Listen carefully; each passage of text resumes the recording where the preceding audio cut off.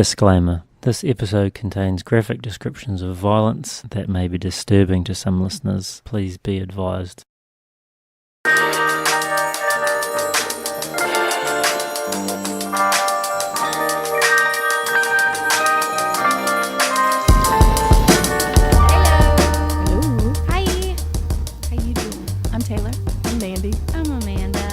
Pop, Crime, and Wine, except it's also Boda bonus time. Yep. Bonus. We're really, ecstatic that you're here with us for a second week. Second time. This is so exciting. 2 times. The second time's a charm. 2-time Tuesday. Yeah. Sorry. 2 timers now. 2 timers. You guys are trained professionals. It's getting real serious. I might have to tell my mom about you.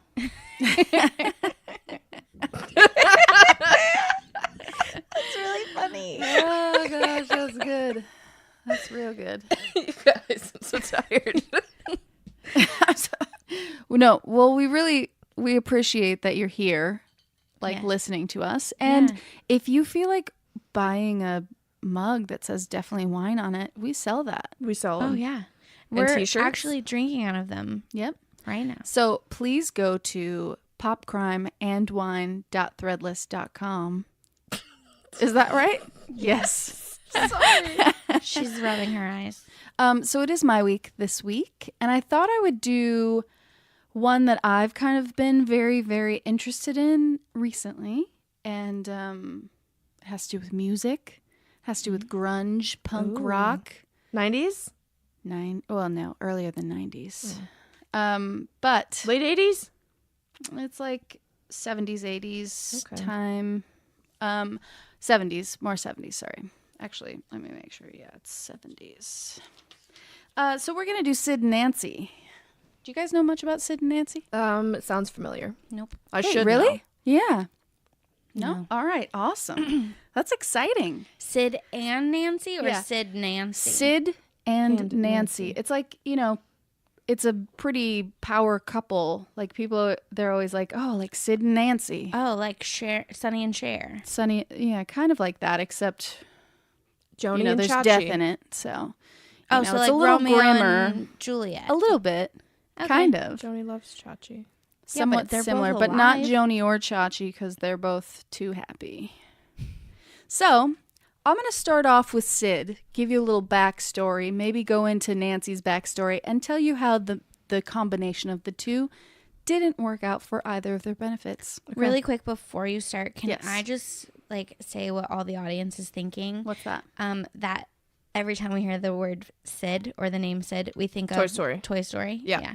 The bad guy from Okay. Toy Story. Yeah. The little boy that sets everything on fire. Yeah. Like, That's strapped what a I'm going to rocket picture to the whole Woody. time that Sure, you you tell the should. story. You should. He kind of looks, I'm sure when he was a child, he looked very similar to the Toy Story Sid. Perfect. Can I Google a Okay. picture of him?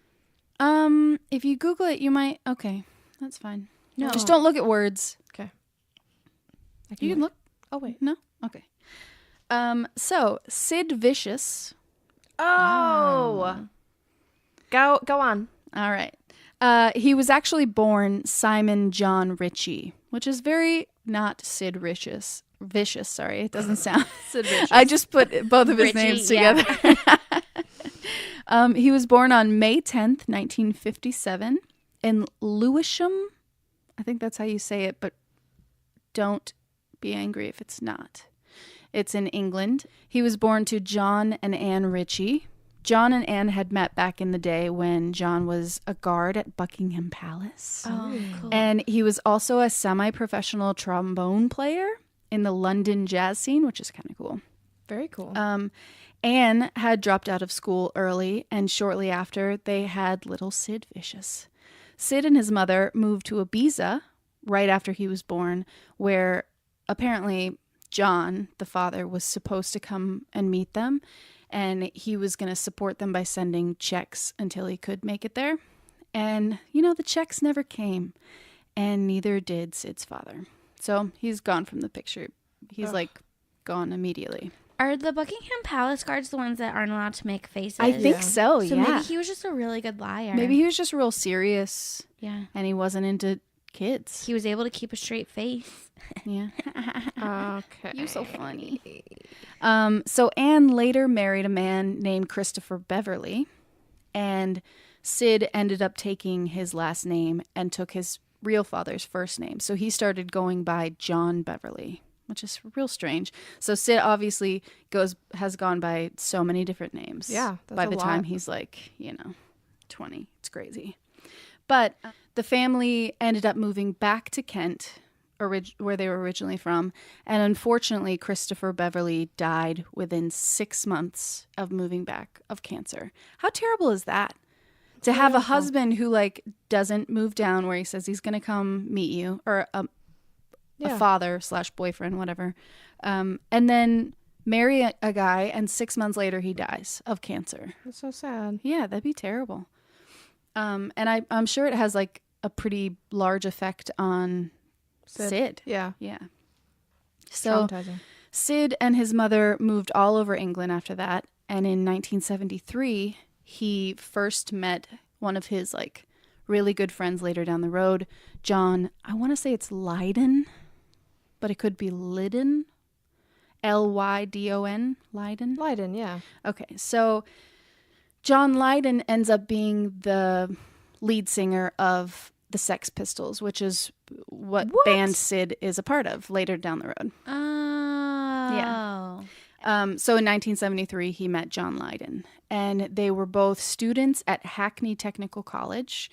And John was the first person to nickname him Sid Vicious. So John had a hamster, and the hamster's name was Sid. And Sid bit Sid Vicious, and he exclaimed, "Sid is really vicious." And apparently he thought that was so funny that he was like, I'm going to call you Sid Vicious from now on. So he just went by that for the rest of his life. Bite. Yeah. That's the best way to get a nickname. I thought that was pretty funny. So this time in Sid's life, he had been going by John still, and he was squatting with John Lydon, John Joseph Wardle, and John Gray, and they were known as the Four Johns. But now that after that, he went by Sid Vicious, so they're no longer the Four Johns. Just 3 Johns and Sid. So Lydon and Vicious would often busk for money, and Vicious wasn't really big on music, but he would play the tambourine, which anyone who isn't in the music world might not know. Busking is playing on the street for money. Yes. Which we all know pretty well because we live in Nashville. But just for anyone who's listening from like Australia, or apparently we've got listeners in France. Yeah, we're all over. People busk Germany. everywhere. Yeah, how cool is that? Okay. Global, y'all. And International. somewhere that it said like other. We have somewhere in like the Where are you Bermuda at, other? Triangle. Where are you? Yeah, maybe someone on a VPN or something.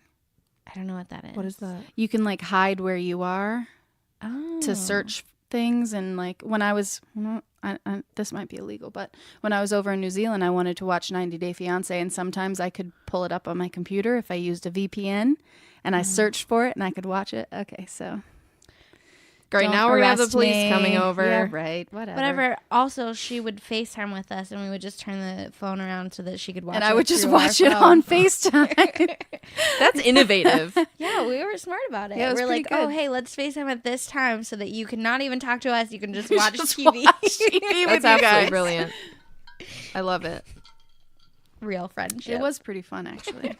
It's so good. All right. And sometimes, so when they were busking, they would play Alice Cooper covers a lot of the time, and people would occasionally give them money to stop. That's how good they were. Oh, Wow. Yeah, that's pretty funny. that's one of my worst nightmares. Like, please quit. But then they Can became you stop? the Sex Pistols, Mm-hmm. so they obviously weren't that Well, they just needed to come Well, into their own. They had to Get like their own audience. make it be better. So Vicious started playing music as a career in 1976, a couple years later, as a member of the Flowers of Romance, which I had never heard of. I've never heard of that. I didn't bother Googling it because I feel like it probably Obviously wasn't didn't very make good. Along with co-founding member of The Clash, Keith Levine. He also played drums with Susie and the Banshees. And get this how you spell Susie. Souxsie. No. Get it? Like Sue, Sue. you know? Yeah. Z. but- Susie and the Banshees. And he was considered for the lead singer for The Damned, but he never showed up for the audition, which apparently the guy who ended up getting lead singer position, he had intentionally not told him so that he wouldn't make the time, and then this guy would get it. And Sid always kept this grudge. He was so angry that this guy did that to him that he went to their first show and he took this big glass and he like threw it at the stage as they started playing, and it hit a big pillar in the middle of the stage and shattered and blinded a girl in the audience. Oh, God. Wow. Yeah, it was pretty shit. of Metal. them.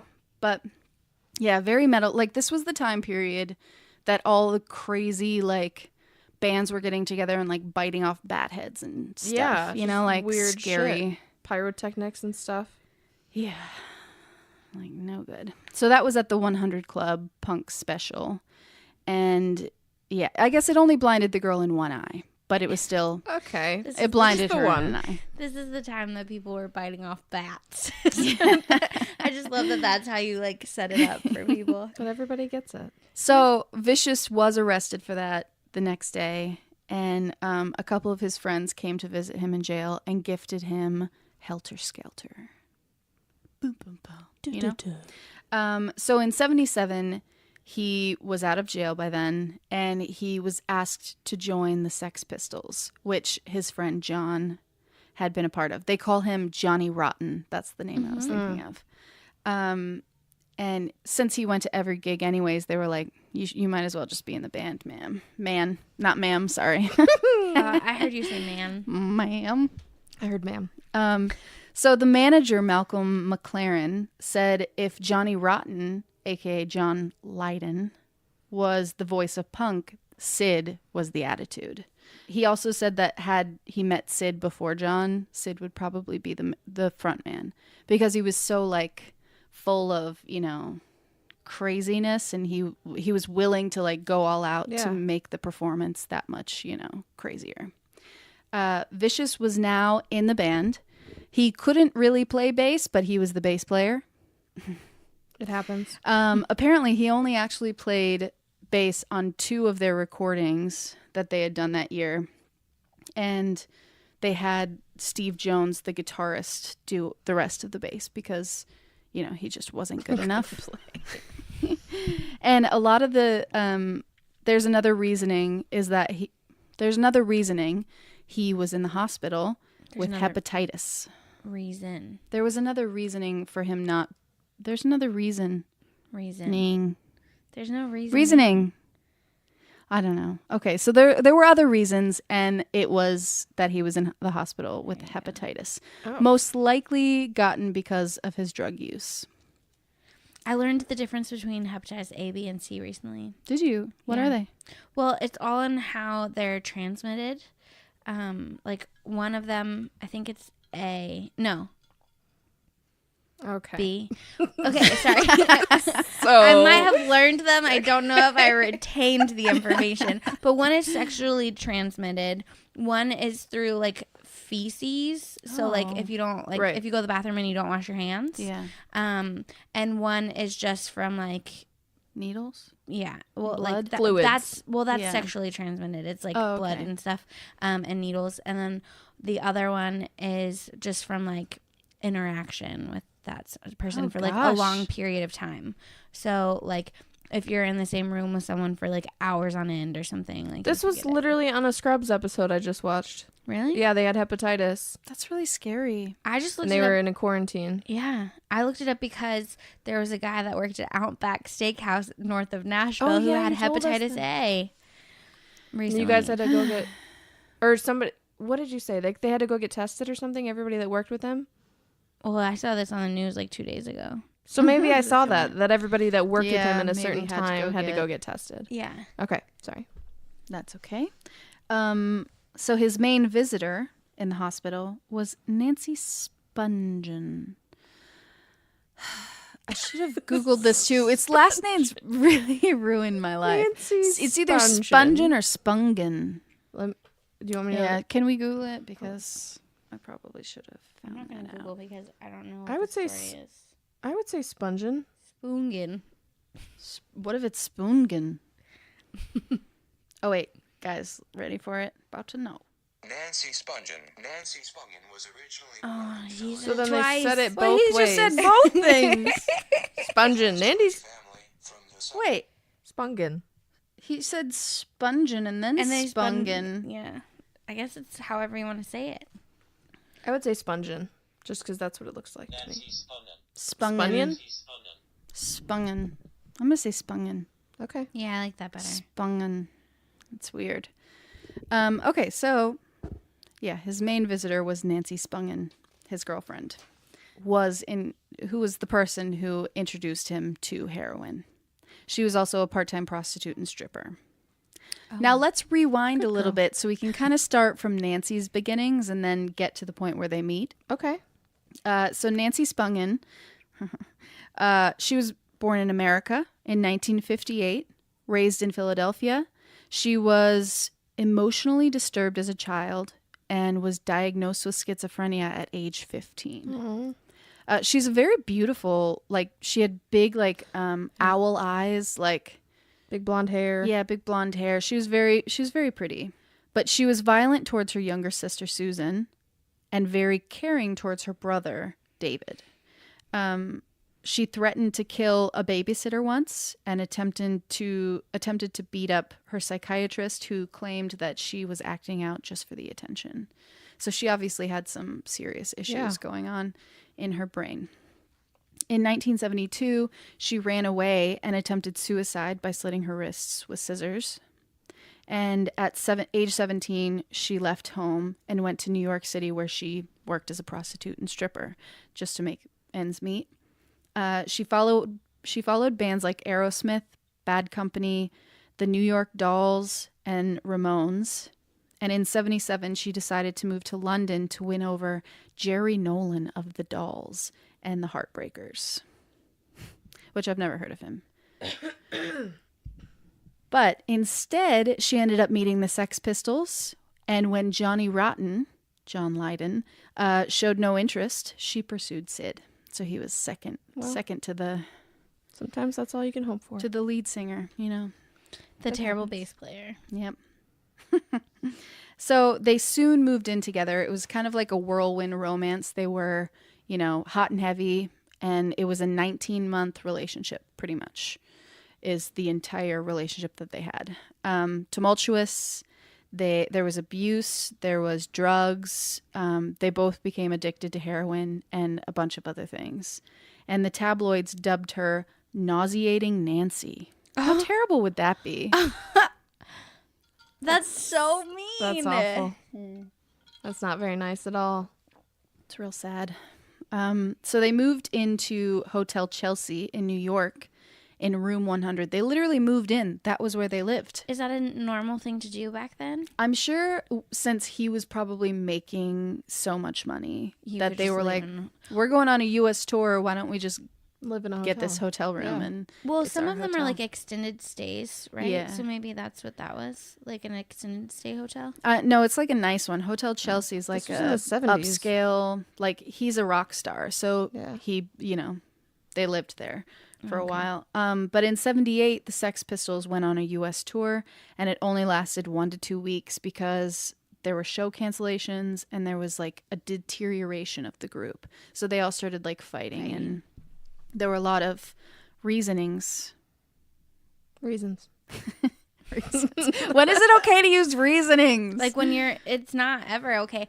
But if Really? you're like, No, I've been reasoning, like I'm Actively reasoning with you. I'm Oh, trying. gosh. But Because also then you you're can like say, I'm giving out reason. reasons. I like reasonings. Well, it means that you like give out reasons for something. Well, I'm giving out this reason. I'm reasoning these things. Vicious's worsening heroin habit played a huge role, and his negative interactions with audience members was also a pretty bad thing. So in San Antonio, on their 1 to 2 week U.S. tour, he famously hit a fan in the face with his bass. So that's like a thing he does. Is like likes to, injure like- people at concerts. Yeah, He likes well, to blind people. Yeah. apparently the Half fan was antagonizing him, calling him a name that I'm not going to say out loud. Well, now you have to say it out. Well, it's F word, Oh, I don't like F that word. And it doesn't matter which, both the F words, and he said those. And Oh, I was like Yeah. a fucking fucker, and then I realized yeah, that there's another F word. yeah. I understand. That if any of you use That that, I word, don't you like- should never I don't like use saying It's it. a terrible word. It's No, I like know. saying the N word. I don't like that you one could just either. say that No. it's what British people call A cigarette. Cigarette, cigarettes. exactly. Yep. So that fucker. so that fucker. That's great. Perfect. In Dallas, he was in a heroin withdrawal, and Sid ended up carving into his chest with a razor blade, and he wrote, "Gimme a fix." He's What? crazy. He did that to himself? Yes, he's Oh a my rock star. God. He's like a punk legend, and he was just like, "I'm gonna write 'Gimme a fix' in my chest with a razor." But he's also fucking nuts. Yeah, he was also going through withdrawal, so I guess maybe He's you out do of his crazy shit when mind. you Maybe do that. like it made him feel like, I don't know, I've never done heroin. So maybe it like made Gave him that same high. yeah, or some something. kind of like the pain of it or something. I don't know. Yeah. That's weird. So after that show, the group pretty much fell apart, and Sid ended up doing a solo thing for a little while. And on the 12th of October, 1978, Sid woke up out of a drugged stupor to find Nancy dead on the bathroom floor of their room 100 Hotel Chelsea room. Okay. That He woke up escalated and she was quickly. just dead. In the bed? Or you said on the floor? in the bathroom, on the bathroom Okay. floor. She had a single stab wound to her abdomen, and she had bled to death. But she could have done that to herself. Possibly. So it was Sid's knife that he had bought off 42nd Street, which was identical to the knife. It was an identical knife to Stiv Bader's knife that he had gotten, and he was in another really like famous band, and he wanted to be like him, and so he went out and he found that knife and bought it. But that was the one that was used to kill Nancy. Vicious was arrested, and he claimed very conflicting stories after that. The police had him in custody, and he had said, "I stabbed her, but I never meant to kill her." Oh. And then he also said that he didn't remember. And then he also said that Sprungen had fallen onto the knife. Oh, sure. That's like Chicago. So, yeah, Yeah. He ran into my knife. Yeah. He ran into my knife 5 times. So there is a dog in the room, and she's not- real sweet. I'm- She's just snoring. So if you hear anything crazy, It's not me. I'm puppy sitting, and she is part hippo and potato. she's just the sweetest. She And she's- snores. Yeah, and she's sitting behind me, and I'm like, someone's gonna think that I'm snoring this whole Just, like, time. I'm gonna snorting cut too. all that out and just be like, Amanda's snoring over there. What's wrong with my story? What a bitch. so boring. Okay. So on the 22nd of October, which was 10 days after Nancy died, he attempted suicide with a smashed light bulb in prison. He was hospitalized, and while he was at the hospital, he tried to jump out of the hospital window, shouting, "I want to be with Nancy." Oh, my God. And so in November of 1978, Sid said Spungen's death was meant to happen, and Nancy always said that she'd die before she was 21, which she was 20 years old when she died, which is so sad to think about. Can you like imagine No. yourself at 20? That's insane. So he was released on bond February 1st, 1979. Malcolm McLaren, the Sex Pistols manager, had raised money, and eventually Virgin Records ended up covering the cost. Mick Jagger paid for Vicious's lawyer. Wow. Yeah. And that evening that he got out on bond, a small group of friends, including Jerry from the Misfits and Howie Pyro, who I'm not sure who he is, but I think he's a big name. I'm not sure. They all gathered together, and Vicious was clean after having to go through detox. He was in jail for the past however many months. And his friend, who was an English photographer, his name is Peter Kodik, he came by and had a little delivery for him. Uh-oh. Oh no. Some heroin. He had spent the night talking about the future and how he wanted to record an album should he get acquitted. And at midnight that night, Sid overdosed. He died? Shortly after his death, his mom claimed that Sid and Nancy had made a suicide pact. She claimed to find a note in his jacket, his leather jacket he was wearing, that said, in quote, "We had a death pact, and I have to keep my half of the bargain. Please bury me next to my baby. Bury me in my leather jacket, jeans, and motorcycle boots. Goodbye." That's all he That was said? it? That's all it said. It's And so cold. apparently no New York funeral home wanted to hold his funeral, and so he was cremated. And his mom ended up traveling to Spungen's family home and asked them if she could spread his ashes with Nancy because that's what he wanted. Yeah. And they declined. Well, because they think that he murdered her, which, I mean, I don't know what I think. He could have easily done it. But when you're on heroin, who knows what you Yeah. do. But mostly they just pass out. But what they ended up doing was spreading his ashes on Nancy's grave anyways.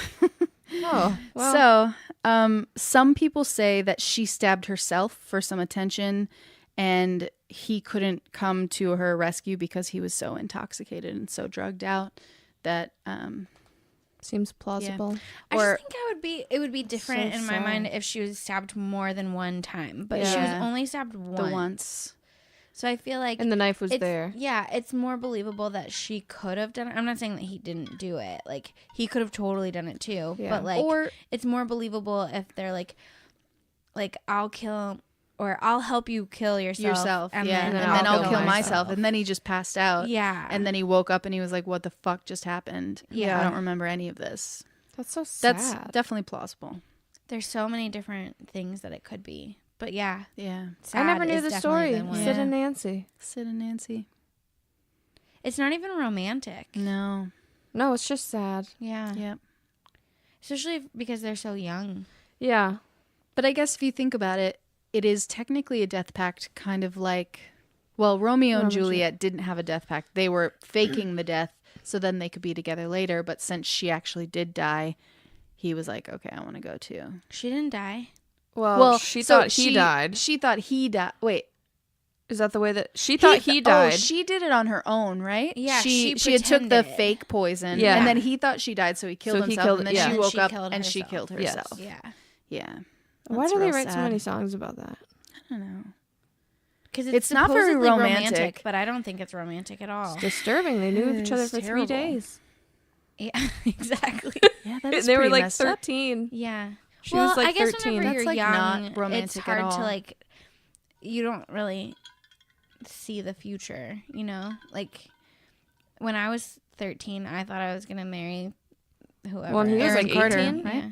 Oh, I didn't think I was gonna marry him, but I was all about him. And I You're did like- get that kiss on the forehead a couple years later. I thought that I was gonna marry Christian Slater, so it's fine. I still think I'm gonna marry. You are Leo. married. So, That Who? could be reversed. okay. Marry who? Leonardo DiCaprio. Oh yeah, I thought I was gonna marry him too. DiCaprio. DiCaprio. He's the Leonardo. fancy version. Definitely not gonna marry me now. I don't even know his name. See, I really liked early Leonardo DiCaprio, like in Growing Pains and Romeo and Juliet and Titanic. Obviously. But the newer Leonardo, I'm not so sure about. I mean, he's still really cute. Hmm.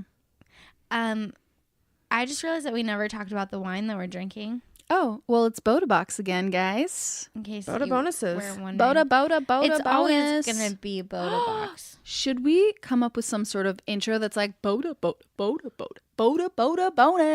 I think she's had Yeah. some Boda wine. I haven't even had that much, like half a glass.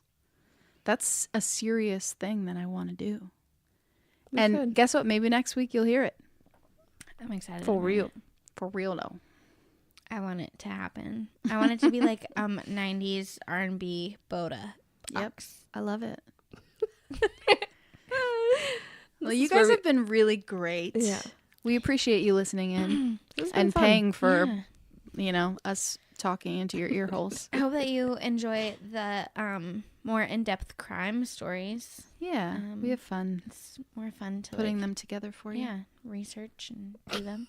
It's our favorite part of the episode anyway, Yeah. other than the wine. It is. Yeah, second best. Agreed. Second. Wines first, always. Always. Always wine. All right. We will see you on another time. See you on another time. Bye.